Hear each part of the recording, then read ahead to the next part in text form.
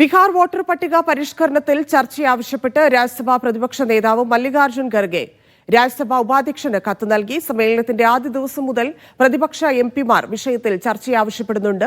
രാജ്യത്തെ ബാധിക്കുന്ന പ്രധാന വിഷയമെന്ന് ഖർഗെ കത്തിൽ പറയുന്നു. ബീഹാർ വോട്ടർ പട്ടിക പരിഷ്കരണത്തിനെതിരായ പ്രതിഷേധത്തെ തുടർന്ന് രാജ്യസഭയും ലോക്സഭയും ഇന്നത്തേക്ക് പിരിഞ്ഞിരുന്നു. പ്രതിപക്ഷ അംഗങ്ങളെ സംസാരിക്കാൻ അനുവദിക്കുന്നില്ലെന്ന് മല്ലികാർജ്ജുൻ ഖർഗെ ആരോപിച്ചു. പ്രതിപക്ഷം ചട്ടങ്ങൾ പാലിക്കണമെന്ന് JP നദ്ദ പറഞ്ഞു.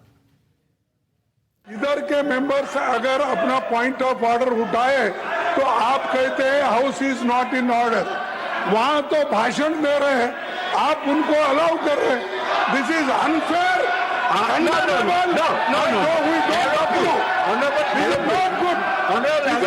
You should be fair. Allow both people. They have no right to talk about point of order.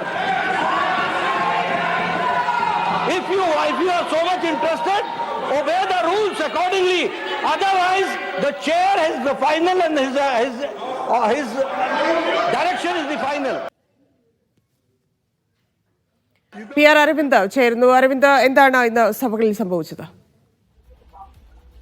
ബീഹാറിലെ തീവ്ര വോട്ടർ പട്ടിക പരിഷ്കരണത്തിൽ ഇരു സഭകളും പാർലമെന്റിലെ ലോക്സഭയും രാജ്യസഭയും പ്രക്ഷുബ്ധമാവുന്ന കാഴ്ചയാണ് നമുക്ക് ഇന്നും കാണുവാൻ സാധിച്ചത്. വലിയ പ്രതിഷേധം പ്രതിപക്ഷത്തിന്റെ ഭാഗത്തുനിന്നുണ്ടായി. ഇന്ന് 11 മണിക്ക് തന്നെ ആ സഭാ നടപടികൾ ആരംഭിക്കുമ്പോൾ ഈ വിഷയങ്ങൾ ചർച്ച ചെയ്യണമെന്ന് ലോക്സഭയിലും രാജ്യസഭയിലും ആ പ്രതിപക്ഷം ആവശ്യം ഉന്നയിക്കുകയായിരുന്നു. തുടർന്ന് വലിയ രീതിയിലുള്ള പ്രതിഷേധം ഉയർത്തിയിട്ടും ഈ വിഷയങ്ങൾ ചർച്ച ചെയ്യുവാൻ ആ ഭരണപക്ഷമോ അതുപോലെ തന്നെ സ്പീക്കറോ തയ്യാറായില്ല. ആദ്യം 11 മണിക്ക് ആരംഭിച്ച ലോക്സഭ ആ 12 മണിയിലേക്കും പിന്നീട് 2 മണിക്കേക്കും പിരിയുകയായിരുന്നു. പക്ഷേ പ്രതിഷേധം ഒഴിയാത്തൊരു പശ്ചാത്തലത്തിലാണ് ഇന്നത്തേക്ക് ഇപ്പോൾ പാർലമെന്റ് പിരിഞ്ഞിരിക്കുന്നത്. രാജ്യസഭയിലും സമാനമായ രീതിയിലുള്ള ആ പ്രതിഷേധങ്ങൾ പ്രതിപക്ഷത്തിന്റെ ഭാഗത്തുനിന്നുണ്ടായി. സ്പീക്കർ അനീതിയായി പെരുമാറുന്നു എന്നതായിരുന്നു കോൺഗ്രസ് അധ്യക്ഷനും അതുപോലെ തന്നെ രാജ്യസഭാ പ്രതിപക്ഷ നേതാവായ മല്ലികാർജ്ജുൻ ഖാർഗെ ചൂണ്ടിക്കാണിച്ചത്. അതേസമയം സഭാ നടപടികളെ തടസ്സപ്പെടുത്തുകയും അതുപോലെ തന്നെ സഭയുടെ അന്തസ്സിനെ അവഹേളിക്കുന്ന തരത്തിലാണ് പ്രതിപക്ഷം പെരുമാറുന്നതെന്ന് കേന്ദ്രമന്ത്രി കൂടിയായ JP നദ്ദ ചൂണ്ടിക്കാണിച്ചു. എന്തായാലും 2 ബില്ലുകൾ ലോക്സഭയിലും അതുപോലെ തന്നെ രാജ്യസഭയിലും ഒരു ബില്ല് ഈ പ്രതിഷേധങ്ങൾക്കിടയിൽ ഭരണപക്ഷം പാസാക്കിയിട്ടുണ്ട്. എന്തായാലും വരും ദിവസങ്ങളിലും ശക്തമായ പ്രതിഷേധം ഈ ബീഹാർ വോട്ടർ പട്ടിക പരിഷ്കരണവുമായി ബന്ധപ്പെട്ട് ഉയർത്തുവാൻ തന്നെ പ്രതിപക്ഷം തീരുമാനിച്ചിട്ടുണ്ട്. പക്ഷേ ഒരു തരത്തിലും ചർച്ചയ്ക്ക് തയ്യാറാകണ്ട എന്ന നിലപാടിലാണ് കേന്ദ്രവും തുടരുന്നത്. പ്രതിപക്ഷം ചട്ടങ്ങൾ പാലിക്കണം എന്ന് JP നദ്ദ പറയുന്നുണ്ട്. വിഷയവുമായി ബന്ധപ്പെട്ട് തുടർച്ചയായി പ്രതിഷേധം ഉയർത്തിക്കൊണ്ടിരിക്കുകയാണ് പ്രതിപക്ഷം. ആ സമയത്ത് ഏത് തരത്തിലാണ് കേന്ദ്രം അതിനോട് പ്രതികരിക്കുന്നത്?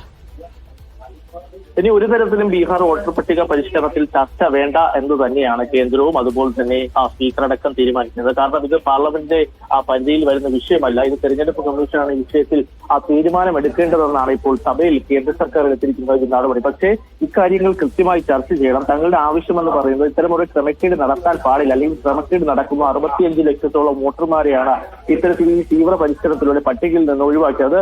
കേന്ദ്ര സർക്കാരിനും അതുപോലെ തന്നെ NDAയ്ക്കും അനുകൂലമായി വരാനുള്ള സാഹചര്യം നിലനിൽക്കുന്നുവെന്ന് തന്നെ പ്രതിപക്ഷം ചൂണ്ടിക്കാണിക്കണം. പ്രതിപക്ഷം ഒന്നടങ്കമാണ് ഈ ഒരു ആവശ്യം ഉന്നയിക്കുന്നത്. 12-ാം തീയതി ഇത്തരത്തിൽ തെരഞ്ഞെടുപ്പ് കമ്മീഷൻ ഓഫീസിലേക്ക് വലിയ രീതിയിലുള്ള പ്രതിഷേധത്തിനും ഇപ്പോൾ പ്രതിപക്ഷ പാർട്ടികൾ തീരുമാനിച്ചിട്ടുണ്ട്. പക്ഷേ കേന്ദ്രം അവരുടെ നിലപാടിൽ ഉറച്ചു നിൽക്കുമ്പോൾ പാർലമെന്റ് പ്രക്ഷുബ്ധമായി വലിയ രീതിയിലുള്ള പ്രതിഷേധം തുടരുവാൻ പാർലമെന്റിന് പുറത്തും ഇന്ന് രാവിലെ പാർലമെന്റ് സമ്മേളിക്കുന്ന ആരംഭിക്കുന്നതിന് മുമ്പ് തന്നെ പ്രതിഷേധം നടത്തിയത്. സമാനമായ പ്രതിഷേധം രാജ്യവ്യാപകമായി ഉയർത്തുവാൻ തന്നെ പ്രതിപക്ഷം തീരുമാനിച്ചിട്ടുണ്ട്. നാളെയും സഭാ നടപടികൾ ആരംഭിക്കുമ്പോൾ സമാനമായ രീതിയിലുള്ള പ്രതിഷേധം പ്രതിപക്ഷത്തിന്റെ ഭാഗത്തുനിന്നുണ്ടാകും.